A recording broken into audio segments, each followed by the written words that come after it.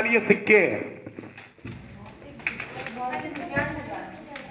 Heading डालिए सिक्के। बड़ा तेज चल रहा, अभी ये खत्म हो जाएंगे आज। प्राचीन भारत के स्रोत, हेडिंग सिक्के। देखिए, अभिलेख, स्मारक और भवन।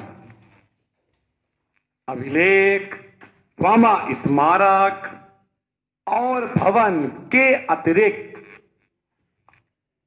अभिलेख, स्मारक और भवन के अतिरिक्त सिक्कों से भी, अभिलेख, स्मारक और भवन के अतिरिक्त सिक्कों से भी प्राचीन भारत के इतिहास की जानकारी प्राप्त होती है। प्राचीन भारत के इतिहास की जानकारी प्राप्त होती है, जानकारी प्राप्त होती है। ये 206 ईसा पूर्व से 206 ईसा पूर्व से 300 ईस्वी, 206 ईसा पूर्व से 300 ईस्वी तक के भारतीय इतिहास का ज्ञान, हमें मुद्राओं से ही प्राप्त होता है। हमें मुद्राओं से ही प्राप्त होता है।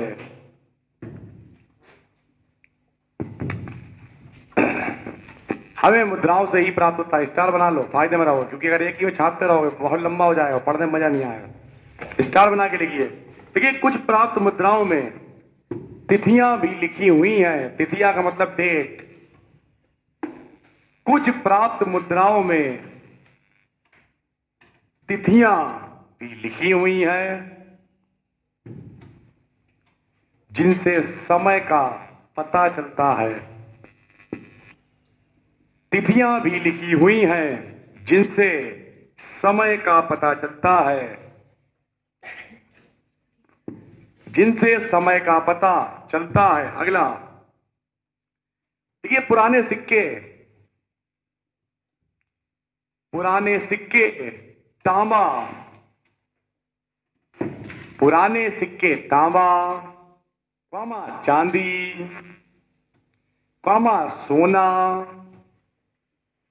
तांबा, चांदी, सोना और सीसा आदि धातु से बनते थे। यहां तक कि कुछ शासकों ने मिट्टी तक के सिक्के जलाए, तो ये आगे पढ़ने को मिलेगा। आदि धातु से मिलते थे। अगला देखिए, प्राचीनतम सिक्कों को आहत सिक्के, ये लिखा हुआ आहत सिक्के। प्राचीनतम सिक्कों को आहत सिक्के कहा जाता है। आहत सिक्के कहा जाता है, या इन्हीं को पंचमार्क सिक्के भी कहते हैं। आहत सिक्के कहा जाता है। लेकिन आहत सिक्के या पंचमार्क सिक्के, आहत सिक्के या पंचमार्क सिक्के ईसा पूर्व 5वीं सदी के हैं। मार्क सिक्के, पंचमार्क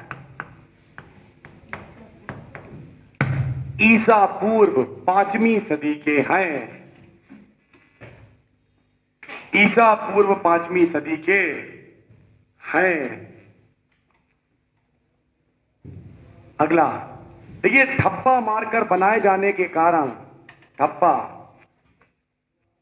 ठप्पा मारकर बनाए जाने के कारण ही इन्हें आहत सिक्के कहा जाता था। ठप्पा मारकर बनाए जाने के कारण इन्हें आहत सिक्के कहा जाता था। देखिए, इन सिक्कों पर पेड़, इन सिक्कों पर पेड़, इन्हें आहत सिक्के कहा जाता था। इन सिक्कों पर पेड़, मछली, हाथी, कॉमा बैल, पेड़, मछली, हाथी, बैल, कॉमा अर्धचंद्र यानी आधा चंद्रमा, पेड़, मछली, हाथी, बैल, कॉमा अर्धचंद्र आधा चंद्रमा आदि के चिन्ह पाए जाते हैं। आदि के चिन्ह पाए जाते हैं या थे, अब तो वो सिक्के मिलेंगे नहीं, आपको ढूंढने मुश्किल पड़ जाएंगे, जब थे तब पाए जाते थे। अगला देखिए, सबसे अधिक सिक्के मौर्योत्तर काल,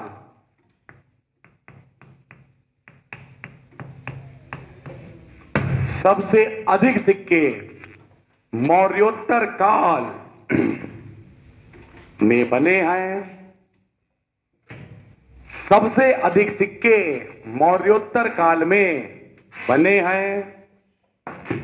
देखिए, जो शीशे, चांदी, तांबा एवं सोने के हैं, जो शीशे, चांदी, तांबा एवं सोने के हैं, शीशे, चांदी, तांबा एवं सोने के हैं। अगला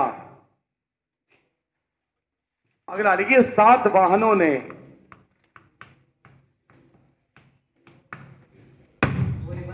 जी जी वही है वही है, 7 वाहनों ने शीशे तथा गुप्त शासकों ने सोने के सबसे अधिक सिक्के चलाए। शीशे के सिक्के कैसे होते होंगे, इस संभाल के ले जाना पड़ता होगा। मिट्टी के सिक्के कैसे होते होंगे, ऊल जलूल सिक्के, घर में बना लिया, पता चला। 7 वाहनों ने शीशे तथा गुप्त शासकों ने सोने के सिक्के चलाए। सोने के सबसे अधिक सिक्के चलाए। अगला देखिए, सर्वप्रथम सिक्कों पर लेख लिखने का कार्य यवन शासकों ने प्रारंभ किया।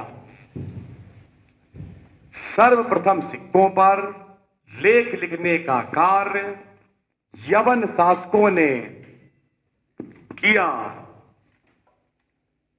यवन शासकों ने किया। अगला मोस्ट इंपॉर्टेंट, ये समुद्रगुप्त की बीणा बजाते हुए, समुद्रगुप्त की बीणा बजाते हुए मुद्रा वाले सिक्के, समुद्रगुप्त की बीणा बजाते हुए मुद्रा वाले सिक्के। भैया, कोई शासक बीणा बजा रहा है, इससे तुम्हें क्या पता चलेगा? इसका मतलब जो है, म्यूजिक था उस जमाने में भी और लोग पसंद करते थे, राजा लोग संगीत बजाना पसंद करते थे। लिखिए, मुद्रा वाले सिक्के से उसके संगीत प्रेमी होने का, उसके संगीत प्रेमी होने का पता चलता है। उसके संगीत प्रेमी होने का पता चलता है। अगला, ये सिक्कों का अध्ययन, अध्ययन वाला क्वेश्चन हमेशा इंपॉर्टेंट होता है। सिक्कों का अध्ययन, न्यूमिस्मेटिक्स, क्या नहीं, न्यूमिस्मेटिक्स। सिक्कों का अध्ययन न्यूमिस्मेटिक्स कहलाता है। आधे लोग तो बोल ही नहीं पाएंगे। नितिन भाई बोल के बताओ क्या लिखा। अच्छा बोला तुमने, कितने बच्चे हाथ कटे। सिक्कों का अध्ययन न्यूमिस्मेटिक्स कहलाता है। ज्ञानेंद्र भाई कितने बजे उठे आज? खाना खा के आया नहीं आज खा के आया, आज खा पी हेड हो क्या? सिक्कों का अध्ययन, वो एक आ रहा तुम्हारे जान पहचान वाले, जब तक वो आए तब तक सिक्के चलेगा। जिंदगी से सिक्कों की कमी। अगली हेडिंग, अब छोटी छोटी कुछ हेडिंग है, 2-3 लाइनों की, बस खत्म हो रहा है। हेडिंग डालिए, मूर्तियां। मूर्तियां पुराने जमाने की अगर खुदाई में मिल गई तो उससे भी अंदाजा लग जाएगा। मूर्तियां। देखिए, प्राचीन भारतीय इतिहास में मूर्तियों का निर्माण प्राचीन भारतीय इतिहास में मूर्तियों का निर्माण कुषाण काल, प्राचीन भारतीय इतिहास में मूर्तियों का निर्माण कुषाण काल में हुआ। देर हो भैया। नमस्ते भैया। फोन है तुम्हारा मोबाइल टच वाला? फोटो जिससे खिंचाता मोबाइल है वाला? तो जो छूट गया उससे फोटो खींच के ले जाया करना, तो घर पे लिख लेना। सिक्के हो गए। कुषाण काल से प्रारंभ होता है मूर्तियों का निर्माण, कुषाण काल से प्रारंभ होता है। देखिए, कुषाणकालीन मूर्तियों पर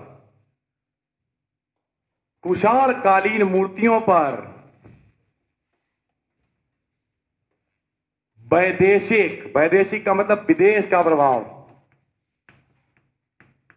वैदेशिक प्रभाव दिखाई देता है। कितने लोग इधर गए हैं कभी? मथुरा वगैरह, राजस्थान मथुरा गया है कभी? देखा होगा वहां पे जो मूर्तियां वो लोग बनाते हैं वो सब भारतीय तरीकों से बनती हैं, लेकिन जो पहले के जमाने की कुछ मूर्तियां मिली हैं उनमें ऐसा लगा कि कुछ विदेश के इफेक्ट देखने को मिल रहा है। यहाँ के और वहां के विदेशियों में क्या फर्क है? यहाँ के लोग जब गणेश जी की भी मूर्ति खरीदने जाते तो उनकी सूंड देखते हैं, इधर है कि उधर। विदेश वालों को मतलब नहीं, बनाए रहो अंदर, फर्क होता है। यहाँ के लोग जब मूर्तियां बनाते तो आस्था से बनाते हैं, आस्था का मतलब दिल से बनाते हैं। और बाहर के लोग जो है उन्हें मतलब नहीं, उनके लिए वो सिर्फ एक बिक्री की चीज है। तो ये फर्क है दोनों में। अच्छा, इन दोनों में बड़ा छोटा सा फर्क है, समझ रहे हो? एक आदमी किसी काम को दिल से करे और एक आदमी उसी काम को पैसे के लिए करे, तो दोनों में क्या फर्क होगा? जो काम दिल से होगा वो ज्यादा अच्छे से होगा, क्योंकि पैसे वाले को पता है कि हम 10 बजे ऑफिस गए, शाम को 5 बजे आएंगे, 5 बजे जाना है, सैलरी मिल जाएगी। और जब वही काम कोई दिल से करेगा, भले ही वो पैसे ले रहा हो लेकिन अगर दिल से काम करेगा तो फिर वो काम ज्यादा अच्छे से होगा। तो वही कहानी है, देसी और विदेशी में क्या फर्क है? देसी काम जो उसमें मेहनत भले थोड़ी ज्यादा होती है लेकिन वो काम आदमी दिल से करता है। विदेश वालों के लिए वही काम सस्ते से सस्ते में हो जाना चाहिए, बस आदमी का प्रोडक्ट बिकना चाहिए। उनके लिए मार्केटिंग ही सब कुछ है, इसके अलावा कुछ है। खैर, जैसे एक बड़ी सारी कंपनियां आती हैं, नाम नहीं बताएंगे, लेकिन वो तुम्हें यही बताएंगे, क्या बताएंगे कि वो मेरे ये सर हैं, उनके पास 1 करोड़ की गाड़ी हो गई है, मेरे ये सर उनका 5 करोड़ की हो गई, आप भी ज्वाइन कर लीजिए। उनसे पूछो तुम्हारी कितने की हो गई है? पहले अभी तुम नए हैं, फिर उनसे यही कहते जब तुम्हारी 1 करोड़ की हो जाए तब आना, फिर नहीं दिखेंगे वो। सही बात। कुल मिला के इस टाइप के जो लोग हैं वो सिर्फ उन्हें मार्केटिंग से मतलब है, इस बात से कोई फर्क नहीं पड़ता है। जैसे एक लोग मेरे पास आए, उन्होंने हमसे एक बहुत अच्छी बात कही कि इसके थ्रू हम गरीबों को रोजगार देना चाह रहे हैं। अच्छा, कम से कम कितने का खरीदा जा सकता? बोले कम से कम 2000 का आप खरीदेंगे तब आप इसमें ज्वाइन हो सकते। हम ऐसे लोगों को भगाते हैं पहली फुर्सत से, भैया ऐसे हाथ जोड़ लेते हैं। लेकिन अब वो खास जान पहचान वाले थे तो हमने चलो भाई तुम साथ में आ गए हैं तो कोई बात ही नहीं है। फिर तो हमने क्या किया, भैया हम भी खुद भी गरीब आदमी, तो हमने क्या किया, हमने कहा ऐसा करो, कुछ तो तुम्हारे पास है नहीं, क्योंकि जैसे बर्तन है वो मिल जाते हैं हमारे यहाँ, नाना हमारा मन करने आते हैं, 13वीं में मरता है, बर्तन मिल जाते हैं। उसी तरीके से कपड़े चप्पले सब मेरे पास है, डिनर सेट बहुत दे जाता है, बर्तन वर्तन बहुत कुछ है। हमने हमें इसमें तो कुछ नहीं चाहिए। बोले फिर हमने ऐसा करो 2-3 टी-शर्टें दे दो, 2700 रुपए की 3 टी-शर्ट है। आप ये बात समझिए, अगर आप गरीबों को ही बिजनेस देना चाहते हैं तो गरीब आदमी 2700 रुपए की टी-शर्ट कहाँ से खरीदेगा? 2000 का सामान कहाँ से खरीदेगा? सबसे बड़ी चीज ये होती है, जैसे हम हमेशा कहते हैं, कुछ लोगों को मेरी बात बुरी भी लग जाती है, लेकिन हम हमेशा कहते हैं आप हमारे घर पे कुछ बेचने आए, अब हमें जरूरत नहीं तो हम इस समय कैसे खरीद लें? कभी कभी तुमने देखा होगा अगर घर पे कोई 500 रुपये मांगने आ जाए तो देने मुश्किल हो जाता है। क्यों? क्योंकि इस समय हमारी जरूरत नहीं। हर आदमी की प्लानिंग होती है। तो गरीब आदमी 2000 की चीज कहां से खरीद के ज्वाइन करेगा? हाँ, फ्री ज्वाइनिंग हो और सस्ता कपड़ा हो। गरीब आदमी तो बुद्ध की बाजार जाता है, 100 रुपए के 2 लिया, आराम से पहन के जलवा काट। भैया हमारी शर्ट देख लो, 2 रुपए की है ये। एक सबसे सरल तरीका है, 2 रुपए में मिल जाती चीजें। आप जाइए गंगा जी के किनारे, जो लोग मर जाते हैं कपड़े निकाले डाल देते हैं, 2-2 5-5 रुपए बिकते हैं। मजाक वाली बात थोड़ी ना। हमारे यहाँ ये लोग ले आते हैं, पहनते हैं, हम खुद मांग लेते हैं उनसे। और क्या, तुरंत जाओ, जैसे उतारे पड़े तो फ्री में पड़े मिल जाते, बाद में वही बेच के अपना काम चला। खैर, देखिए, जबकि मथुरा कला में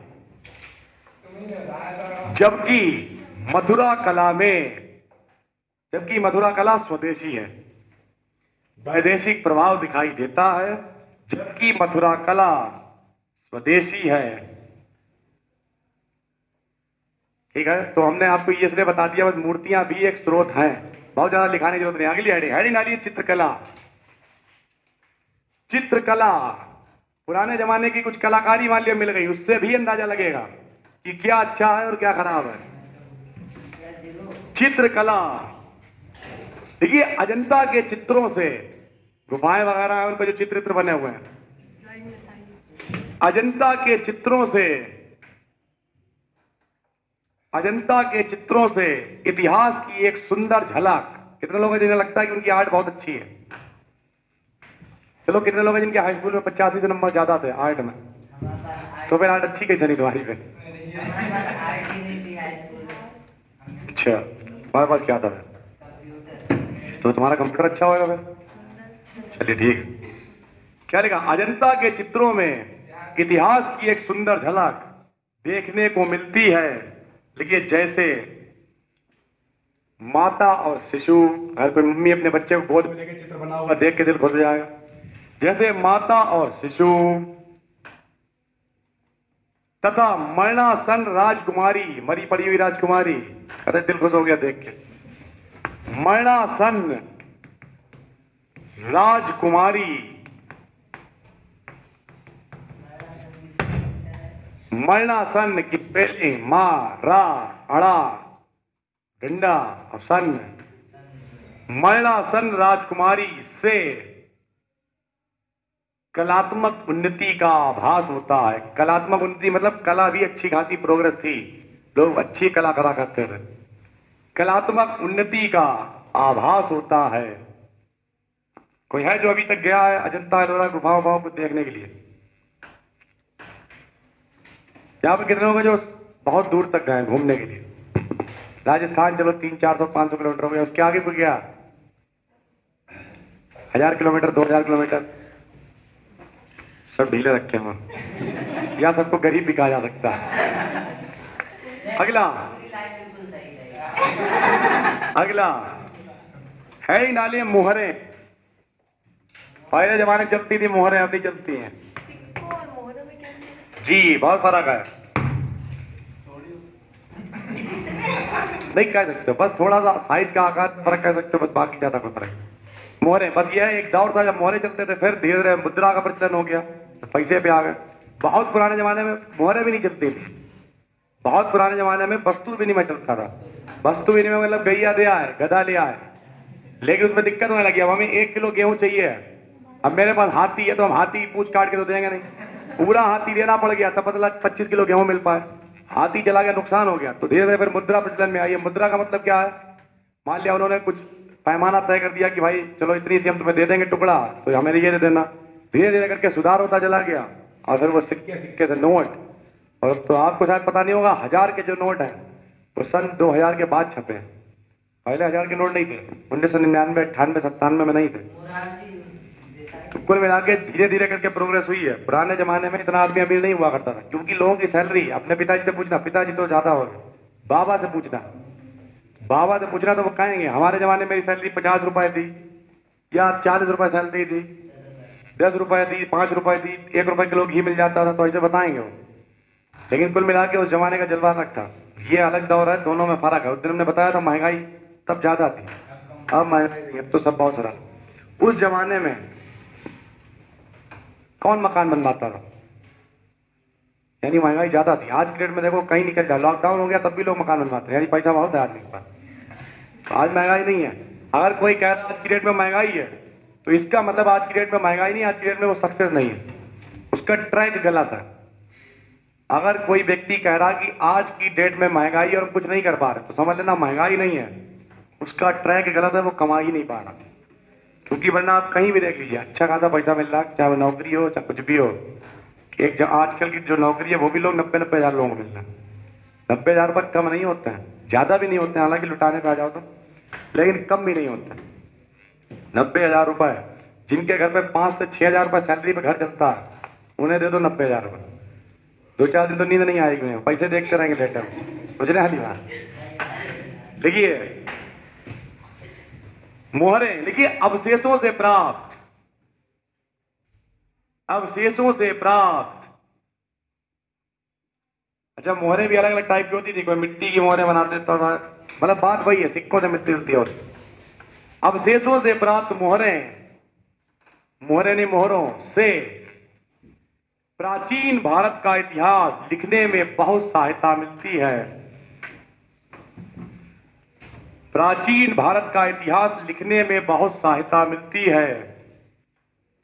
देखिए, तथा धार्मिक, आर्थिक और व्यापारिक जीवन के संबंध में जानकारी प्राप्त होती है। तथा धार्मिक, आर्थिक और व्यापारिक जीवन के संबंध में जानकारी प्राप्त होती है। तथा धार्मिक, आर्थिक और व्यापारिक जीवन के संबंध में जानकारी प्राप्त होती है। ये हड़प्पा और मोहनजोदड़ो से मिट्टी की मोहरें प्राप्त हुई हैं। हड़प्पा और मोहनजोदड़ो से मिट्टी की मोहरें प्राप्त हुई हैं। मिट्टी की मोहरें प्राप्त हुई हैं।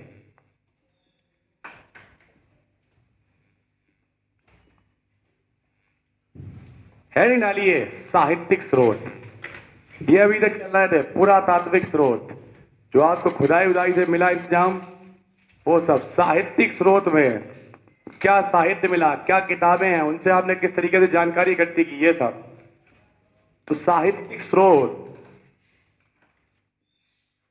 देखिए, साहित्यिक स्रोत के अंतर्गत, साहित्यिक स्रोत के अंतर्गत हम धार्मिक साहित्य, साहित्यिक स्रोत के अंतर्गत हम धार्मिक साहित्य, हम धार्मिक साहित्य आदि का अध्ययन करते हैं, आदि का अध्ययन करते हैं।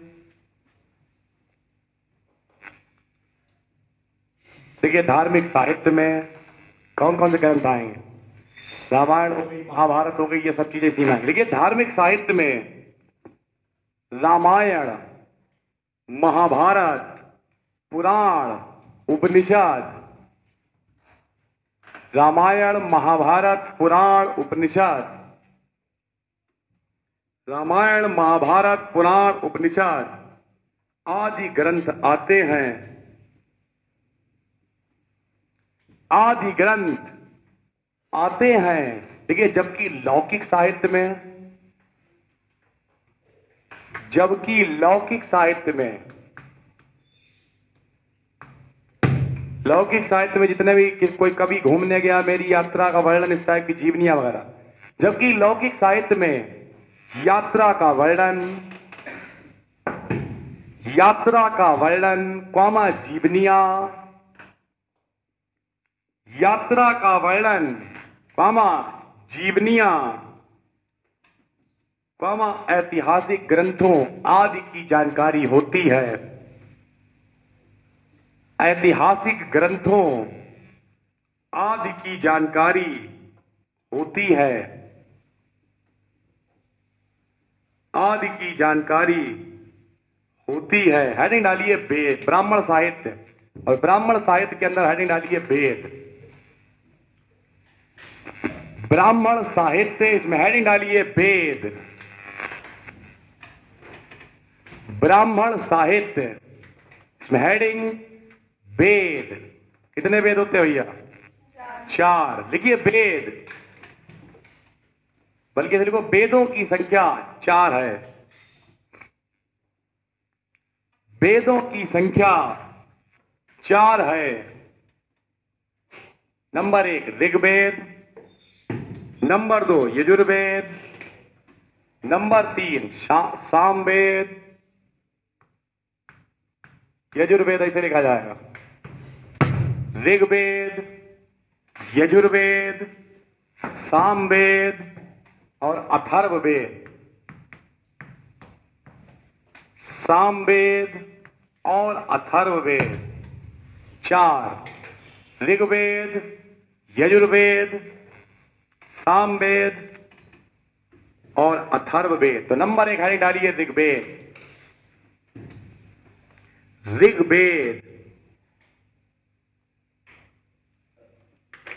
मोस्ट इंपॉर्टेंट, इसके ब्रैकेट में लिखिए 1500 ईसा पूर्व से 1000 ईसा पूर्व। 1500 ईसा पूर्व से 1000 ईसा पूर्व। मोस्ट इंपॉर्टेंट है भाई, बहुत सारे क्वेश्चन आते हैं वेदों से। सबसे पहला ही क्वेश्चन, सबसे प्राचीन वेद ऋग्वेद। खास करके अगर कूड़ा वाले पेपर दे रहा हो, चपरासी राशि वाले, तो ऐसे ही क्वेश्चन आते हैं। स्टार बनाइए, अंदर तुम लिखिए। देखिए यह सबसे प्राचीनतम वेद है। सबसे प्राचीनतम वेद ऋग्वेद, मोस्ट इंपॉर्टेंट क्वेश्चन। और इसी टाइप के कई अच्छे क्वेश्चन आ रहे हैं आगे। यह सबसे प्राचीनतम वेद है। अगला देखिए, ऋग्वेद में कुल 10 मंडल। ये जिस तरीके से कोई भी किताब होती है या कुछ भी होता है, उसमें कुछ श्लोक होते हैं, कुछ उसी तरीके से इसमें मंडल, सूक्त, ऋचाएं, ये सब रखी हैं। 10 मंडल, ऐसे 10 अलग मंडल अलग। 10 मंडल, 1028 सूक्त। 1028 सूक्त, 10,580 ऋचाएं। 10,580 ऋचाएं हैं। ऋचाएं हैं। ऋचाएं, लेकिन इसका पहला एवं 10वां मंडल सबसे अंत में जोड़ा गया है। इसका पहला एवं 10वां मंडल सबसे अंत में जोड़ा गया है। एक क्वेश्चन ये भी आया है, सुनिए, कौन सा वेद ऋचाओं से संबंधित है? तो यही है वो, तो अलग से लिखवाने की जरूरत नहीं। पहला एवं 10वां मंडल सबसे अंत में जोड़ा गया है। देखिए, इस वेद को पढ़ने वाले ऋषि को होत कहते हैं। होत, इस वेद को, ये भी इंपॉर्टेंट क्वेश्चन, छोटे छोटे क्वेश्चन लेकिन है बढ़िया। इस वेद को पढ़ने वाले ऋषि को होत्र कहते हैं।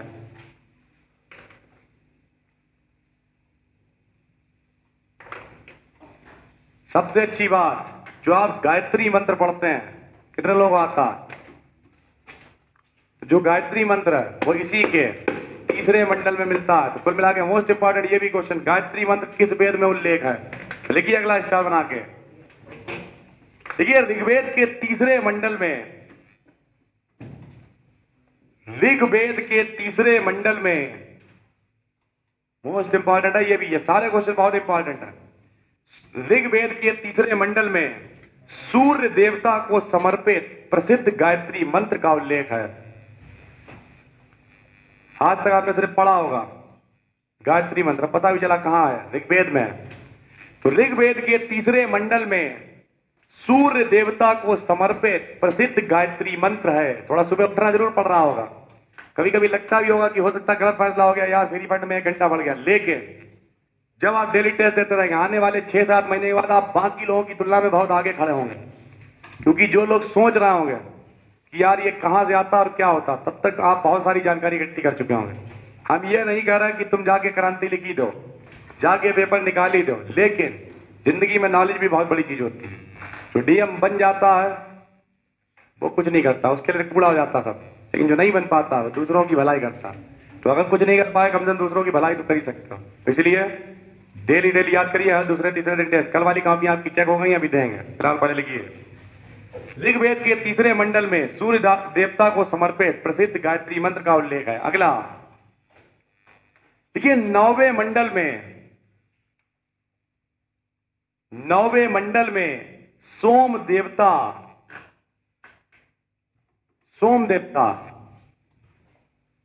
9वें मंडल में सोम देवता का उल्लेख है। 9वें मंडल में सोम देवता का उल्लेख है। अगला देखिए 10वें मंडल में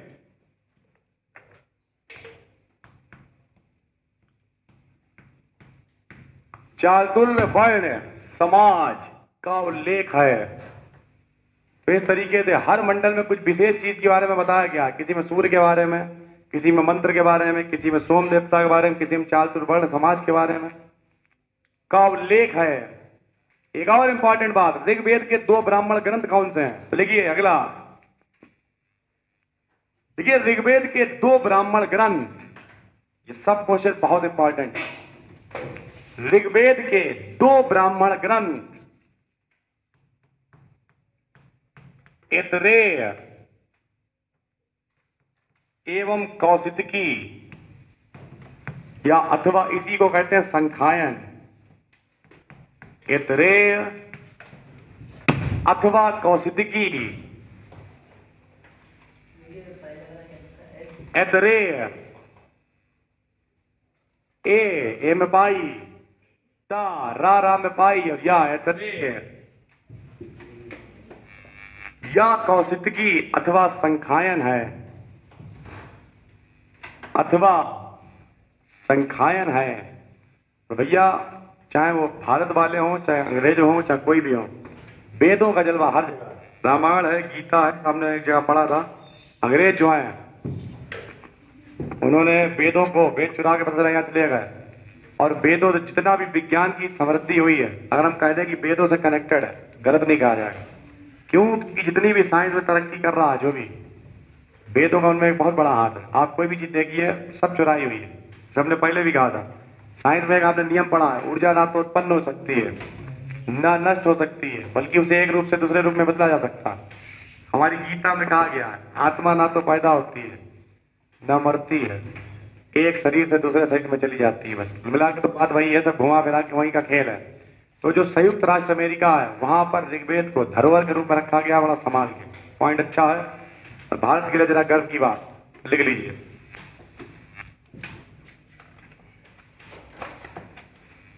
लिखिए, देखिए ऋग्वेद को, सॉरी अमेरिका नहीं, यूनेस्को में है। देखिए ऋग्वेद को विश्व मानव धरोहर,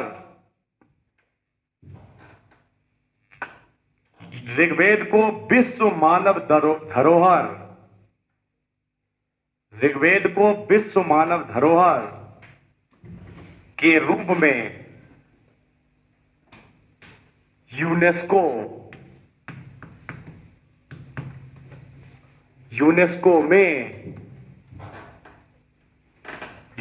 में संगठन है पूरा। लिखिए, जो पूरे राष्ट्र वगैरह सबका ध्यान लिखिए, यूनेस्को में संयुक्त राष्ट्र शैक्षिक, वैज्ञानिक और सांस्कृतिक संगठन।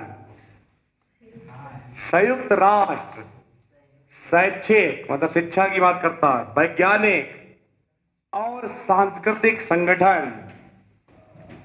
शैक्षिक, वैज्ञानिक और सांस्कृतिक संगठन, शैक्षिक, वैज्ञानिक और सांस्कृतिक संगठन द्वारा शामिल किया गया है, द्वारा शामिल किया गया है, द्वारा शामिल किया गया है। हेडिंग यजुर्वेद। दूसरा, यजुर्वेद। अभी तक कुछ लोग अगर इधर उधर से तैयारी कर भी रहे होंगे और किसी के संपर्क में नहीं होंगे, तो वो कभी ये पढ़ लिया, कभी वो पढ़ लिया। अब आप एक पूरे सिस्टम से चल रहे हैं, हर चीज आपकी क्लियर होती चल रही है। तो इस तरीके से पढ़ते रहें, और जो भी चीजें होंगी, जैसे अब वेद वगैरह जो कुछ है, सब छोटे छोटे जितने इंपॉर्टेंट क्वेश्चन सब क्लियर होते चलना है। तो इस तरीके से सिस्टम वाइज पढ़ते जाओगे तो फायदे में रहोगे, और अंधाधुंध भागने से कोई फायदा नहीं। लिखिए अगला, यजुर्वेद। लेकिन इसमें यज्ञों के नियम, यज्ञ करने के नियम वगैरह दे रखे हैं। इसमें यज्ञों के नियम या विधानों का संकलन मिलता है। इसमें यज्ञों के नियम या विधानों का संकलन मिलता है। लोगों के घर में जितना भी प्रोग्राम होते हैं, हवन कराओगे, अभी कुछ लोग होंगे जो लोग नवदुर्गा पूरे पर रख के बैठे होंगे, कोई है?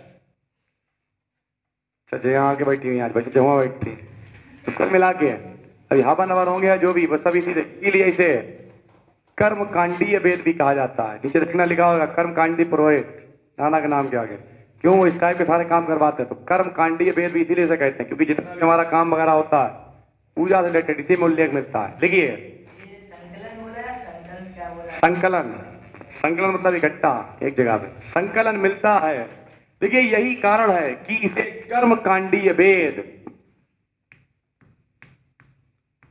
कि इसे कर्म कांडीय वेद भी कहा जाता है। इसे कर्म कांडीय वेद भी कहा जाता है। देखिए यह पद्य और गद्य दोनों में है, चाहे गा के पढ़ो और चाहे पढ़ के पढ़ो, पी के खाओ या खा के पियो, यह पद्य और गद्य दोनों में है। यह पद्य और गद्य दोनों में है। ये यजुर्वेद के दो भाग हैं, शुक्ल यजुर्वेद और कृष्ण यजुर्वेद। जी सर, उसी का कृष्ण पक्ष और शुक्ल पक्ष सुना होगा। वैसे यजुर्वेद के दो भाग हैं, शुक्ल यजुर्वेद और कृष्ण यजुर्वेद। शुक्ल यजुर्वेद और कृष्ण यजुर्वेद। देखिए शुक्ल यजुर्वेद केवल पद्य में है, शुक्ल यजुर्वेद केवल पद्य में है, जबकि कृष्ण यजुर्वेद गद्य और पद्य दोनों में है। जबकि गद्य और पद्य दोनों में कौन सा है? कृष्ण यजुर्वेद गद्य और पद्य दोनों में है।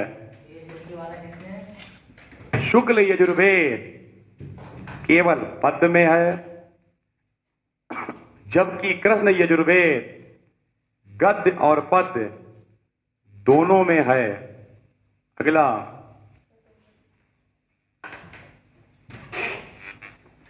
उसे जो पढ़ता था उसे क्या कहते थे? होत्र। जो इसे पढ़ेगा उसे कहेंगे अध्वर्यु। देखिए देखिए यजुर्वेद के मंत्रों का उच्चारण करने वाला पुरोहित,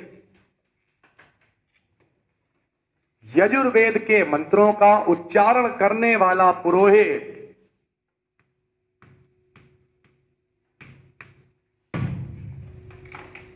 अर्धवर्यु,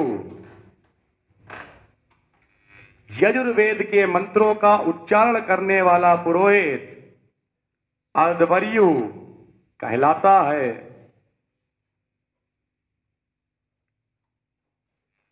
अर्धवर्यु कहलाता है। अगला देखिए इस वेद का अंतिम अध्याय,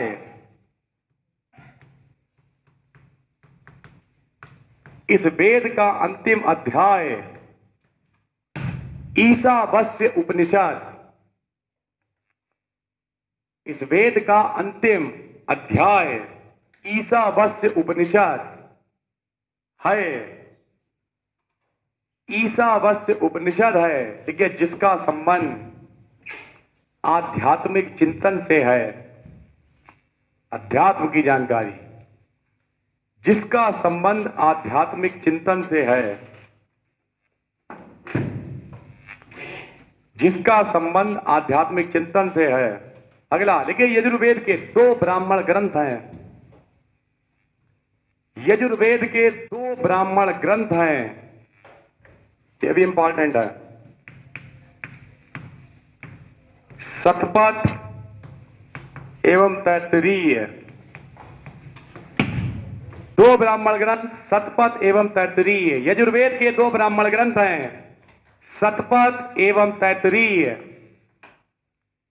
यजुर्वेद के दो ब्राह्मण ग्रंथ हैं, शतपथ एवं तैत्तरीय। और एक आखिरी लाइन और यजुर्वेद के बारे में, देखिए इसके प्रमुख उपनिषद, इसके प्रमुख उपनिषद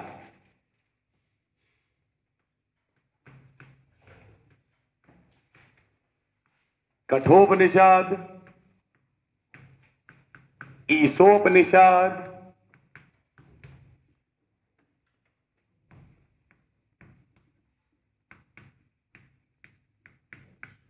श्वेतासुरोपनिषद,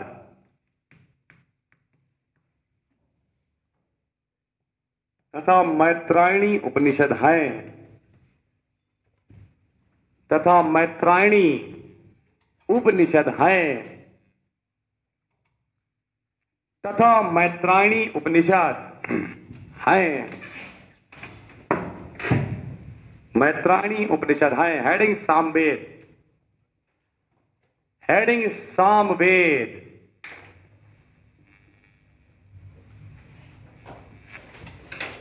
सामवेद, सामवेद। देखिए साम का अर्थ गान होता है, यानी गाना। साम का अर्थ गान होता है, और गाने के लिए सबसे पहले क्या सिखाया जाता है? सारे गामा, यानी स्वरों की जानकारी इसी से हुई है, सामवेद से। जो कितनी अच्छी चीजें पता चल रही है तुम्हें, हम पता करके क्या करें, मैं तो चली जा। देखिए साम का अर्थ गान होता है। देखिए इसमें मुख्य रूप से यज्ञों के अवसर पर गाए जाने वाले मंत्रों का संग्रह है। इसमें मुख्य रूप से यज्ञों के अवसर पर गाए जाने वाले मंत्रों का संग्रह है।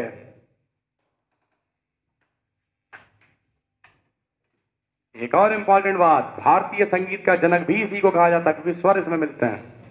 स्टार बनाइए, लिखिए, इसे भारतीय संगीत का जनक भी कहा जाता है। गाए जाने वाले मंत्रों का संग्रह है, मंत्रों का संग्रह है। कितने लोग यहां पर जिनके पास सिर्फ ये, इसके अलावा कोई काम नहीं, कोई नहीं कर रहा कुछ भी, हो सिर्फ तैयारी कर रहा, बहुत अच्छी बात है। अगर थोड़ा बहुत ज्यादा लेगा, डेली के डेली पढ़ते रहो, देखना बाकी लोगों से आगे निकल जाओगे। डेली डेली पढ़ते रहे, बहुत बेहतरीन और कायदे का मटेरियल आपको लिखाया जा रहा है। 6-7 ब्रांड की किताबें अलग अलग तरीके का इस्तेमाल करके, और उसके अलावा आज के डेट में बहुत अच्छी चीज भी है, यूट्यूब हो गई, गूगल हो गई, तो इन सब का इस्तेमाल करके छांट छूट के तब आपको लिखा रहा है। कायदे से पढ़िए, कायदे से डेली डेली उसे याद करते रहिए, इस्तेमाल करिए, और मेरे हिसाब से बहुत आराम से सारी चीजें क्लियर हो जाएंगी। लिखिए क्या लिखा, मंत्रों का संग्रह है। अगला, इसे भारतीय संगीत का जनक भी कहते हैं, इसे भारतीय संगीत का जनक भी कहते हैं। अगला, 7 स्वरों की उत्पत्ति इसी से हुई, 7 स्वरों की उत्पत्ति इसी से हुई।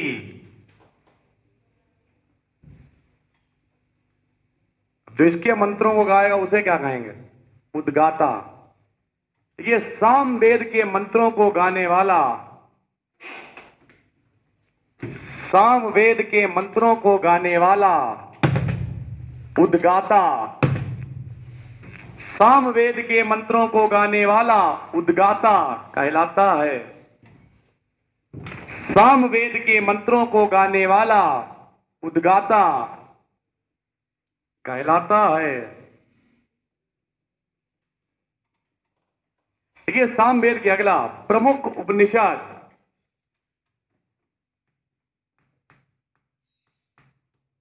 छांदोग्य तथा जैमिनीय है। छांदोग्य तथा जैमिनीय हैं। सामवेद के प्रमुख उपनिषद छांदोग्य तथा जैमिनीय हैं।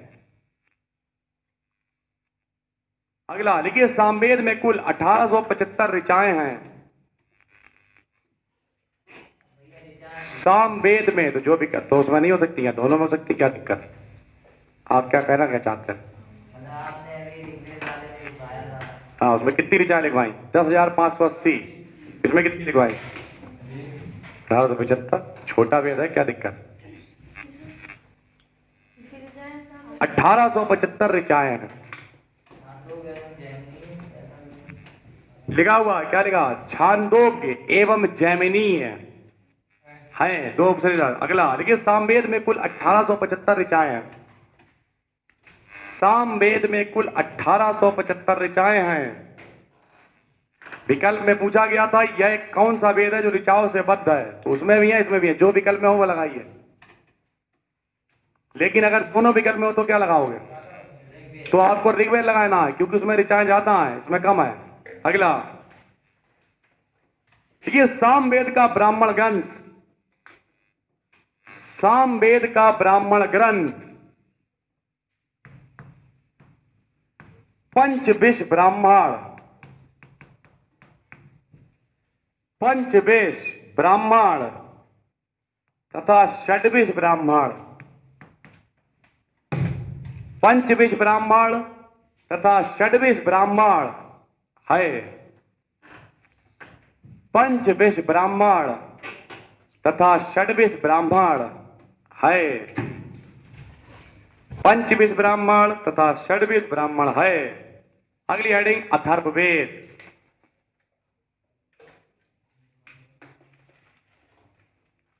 अथर्ववेद देखिए, इसकी रचना अथर्व तथा अंगिरस ऋषि, अथर्व तथा अंगिरस ऋषि द्वारा की गई। अथर्व तथा अंगिरस ऋषि द्वारा की गई। ये इसलिए इसे दोनों को मिला दो, अथर्व प्लस अंगिरस, अथर्व अंगिरस, इसलिए इसे अथर्वंगिरस, अथर्वंगिरस ऋषि सॉरी अथर्वंगिरस वेद भी कहा जाता है। वेद भी कहा जाता है। भैया जो भी आपने देखा होगा जादू टोना, काला जादू, जो भी इंतजाम वो सब इसी में मिलता है। अथर्वंगिरस वेद भी कहा जाता है। लेकिन इसमें 731 सूक्त, इसमें 731 सूक्त 20 अध्याय तथा लगभग 6000 मंत्र हैं।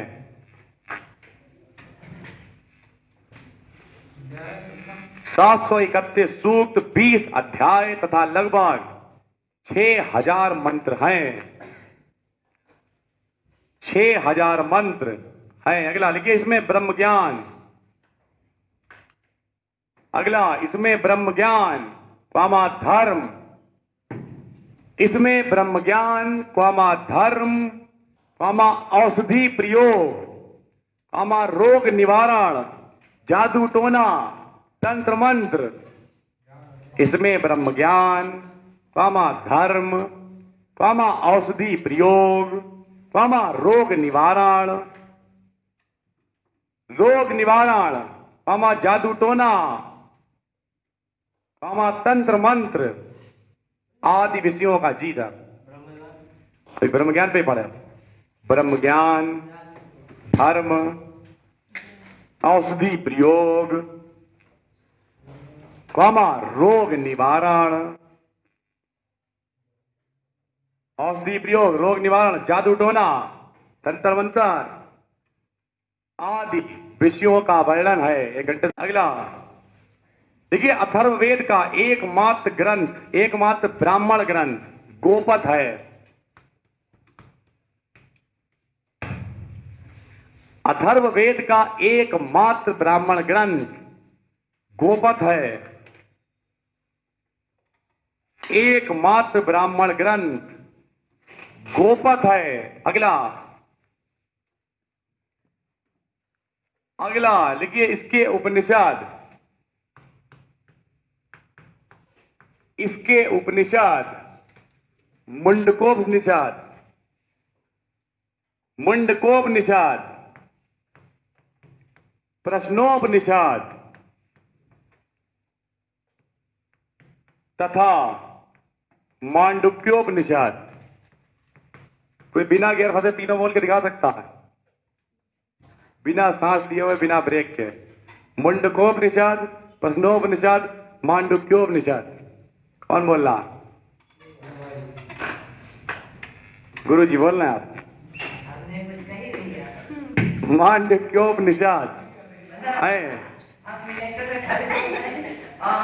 और सबसे बड़ी बात, ये है मुंडकोपनिषद, इसी से लिया गया है। मोस्ट इंपॉर्टेंट, सत्यमेव जयते, कई जगह लिखा हुआ सुना होगा। लिखिए, मोस्ट इंपॉर्टेंट, मुंडकोपनिषद से ही भारत का राष्ट्रीय आदर्श वाक्य सत्यमेव जयते लिया गया है। मुंडकोपनिषद से ही भारत का राष्ट्रीय आदर्श वाक्य, भारत का राष्ट्रीय आदर्श वाक्य सत्यमेव जयते लिया गया है। सत्यमेव जयते लिया गया है।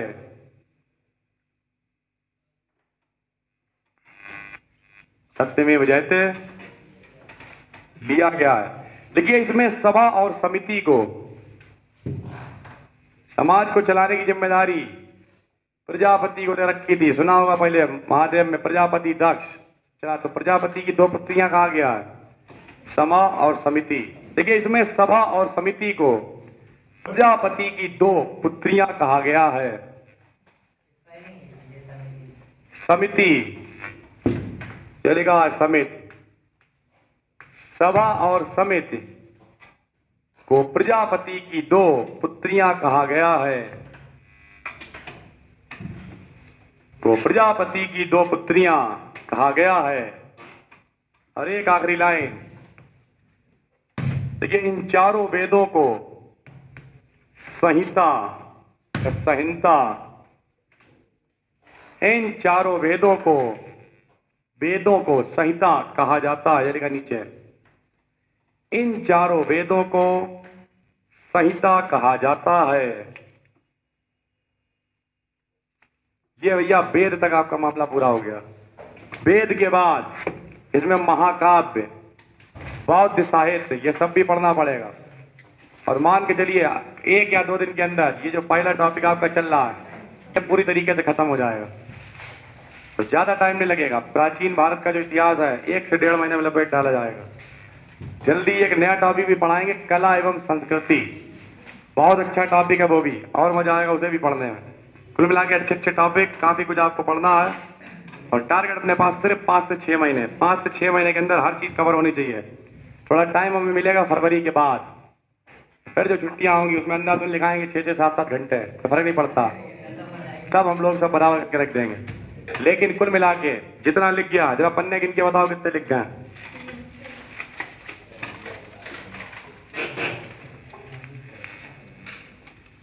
पन्ने गिन के बताइए।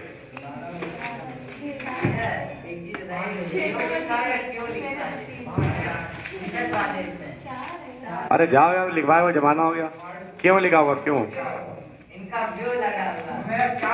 कुल मिला के फिर मिलते हैं एक नए क्लास में, तब तक के लिए जय हिंद, जय भारत।